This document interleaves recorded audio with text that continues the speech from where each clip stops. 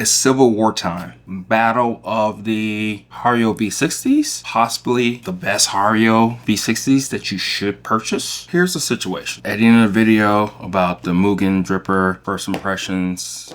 And when I was doing that, one of the things that I mentioned in the video is that, do you need this device? The Mugen Dripper to me is the third best Hario V60 device. This right here, the Hario V60 is the fourth. But one of the things that I noticed with the Mugen is that it's a 1 cup special. Of course, you can do different things with it. You can do 2, 3, 4 pours and whatnot and everything. I figured out a really good way to actually brew a really good cup of coffee with it. But then it got me thinking, can we just do the same thing with the Hario V60? See, before we actually do this experiment, let's talk about the difference. The exact same 60-degree cone shape, as you can see up top. But even though it may seem like the ridges are inside, there's no ridges whatsoever. It's perfectly smooth throughout. I'm not too sure what this does. Probably helps with heat retention or whatnot. I don't know. I have none of research on that part. But again, I'm just looking at it for what it is, okay? So now we have the Hario V60.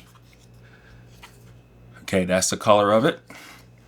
And as you can see, there's grooves, and some of the grooves and extensions protrude out. And then the rest of the actual faces in between, they're smooth. The opening is a little bit different. The opening on the Hario V60 is a little bit bigger compared to the Mugen Hario V60. But other than that, the only real difference is the ridges. So this is what we're gonna be doing.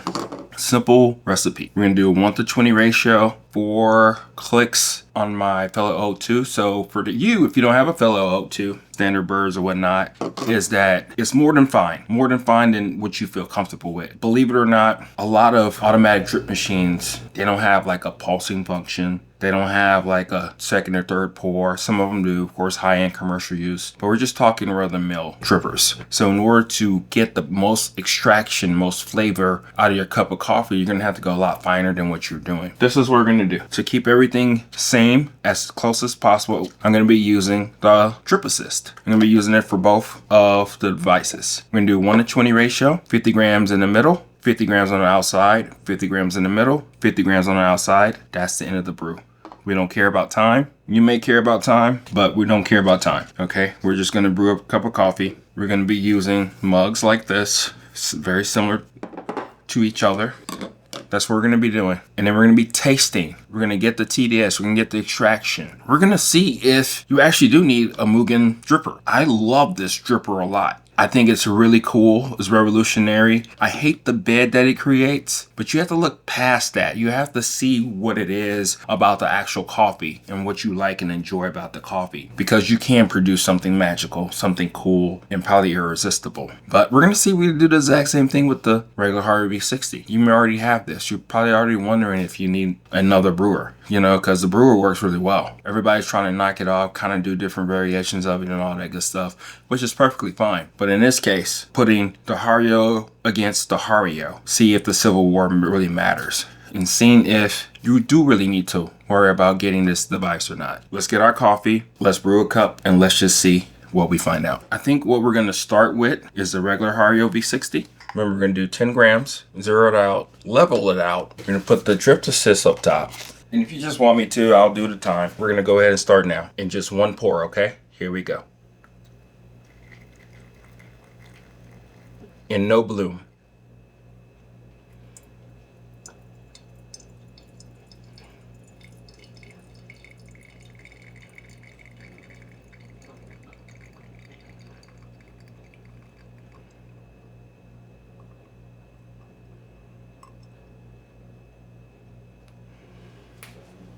That one went to 200.8 grams, 10 grams, Hario V60.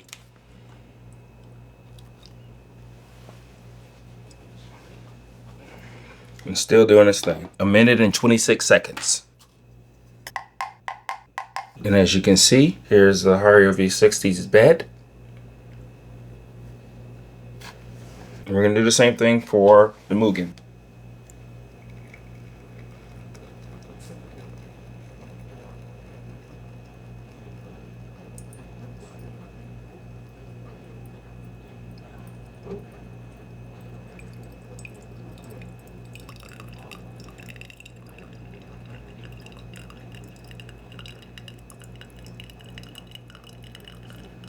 So this one is 201.5 grams, 10 grams in Mugen. About the same time. So 1 minute and 26 seconds. And this is the Mugen Dripper. That's what the bed looks like. So now the first thing we're gonna do is taste the Hario V60's brewed coffee. Cheers.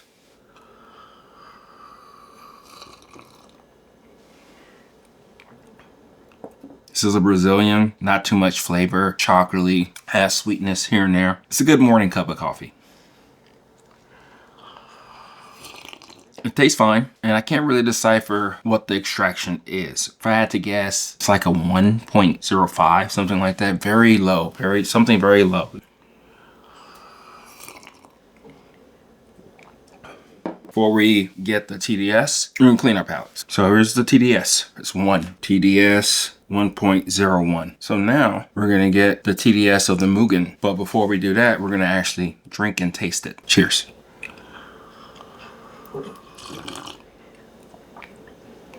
It's slightly more extracted. It's more pronounced, robust. If you can get that at 1 to 20, but that's what I'm tasting initially. It does taste a little bit more flavorful. I'm getting a slight soft apple acidity on this coffee. The acidity is coming in on this one too. That's what we're dealing with right now.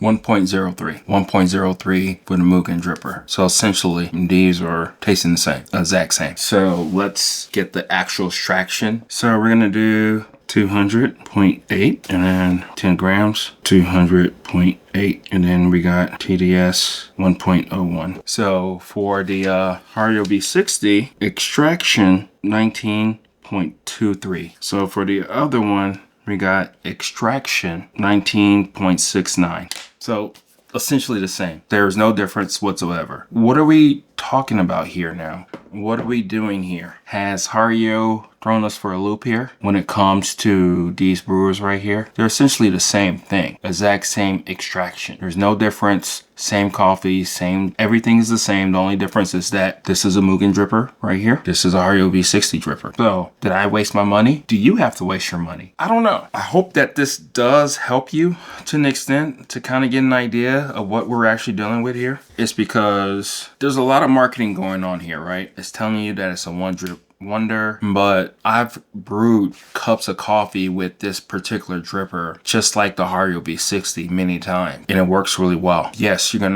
can probably go a little bit coarse on your grind size and all that stuff, but I've treated the Mugen like the Hario V60 and it does exactly the same thing. My cups are good, they're flavorful, they're balanced, sometimes a little bit more acidic than what I care for. That's a story for another day. You should decide to get a flat bottom, whatever. Or just use a flat bottom paper filter. I'm wondering, I already bought these. These are already bought. They're already here in my arsenal. I use them differently. I really do.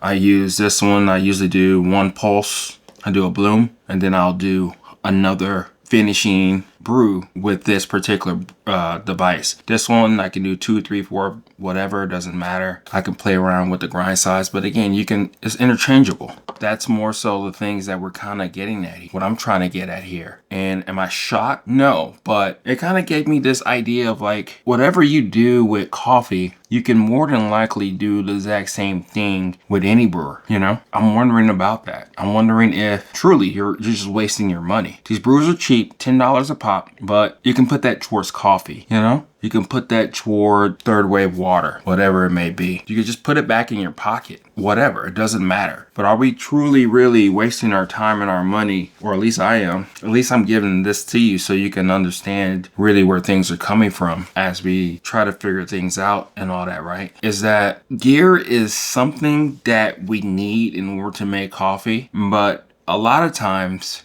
when we are presented with the opportunity to actually buy something and we justify it for whatever reason, and we use it for a couple of weeks to a month, and then we put it on a shelf, we got to think about why we are actually doing that. You know, I just recently put some devices in my storage just because I just making more room for other good stuff, right? I don't use it. These two brewers I use, the number 1 and 2 brewers I use all the time, but do they do the same thing? Can we replicate all the recipes that we're doing for this coffee or to this brewer the same way? I think for the most part we can. We'll probably get different variations of taste and flavor and extraction. But as you see right here, Hario just threw us for a loop. It kind of just throws everything upside down. So what do you think about this? Were you on the fence about the Mugen Dripper? Were you contemplating getting it, or the reasons why? Do you have one? What other things do you do with it? Because don't get me wrong, I like thinking a little bit outside the box when I use these brewers. But at the end of the day, I can do that with just one brewer too. What about you?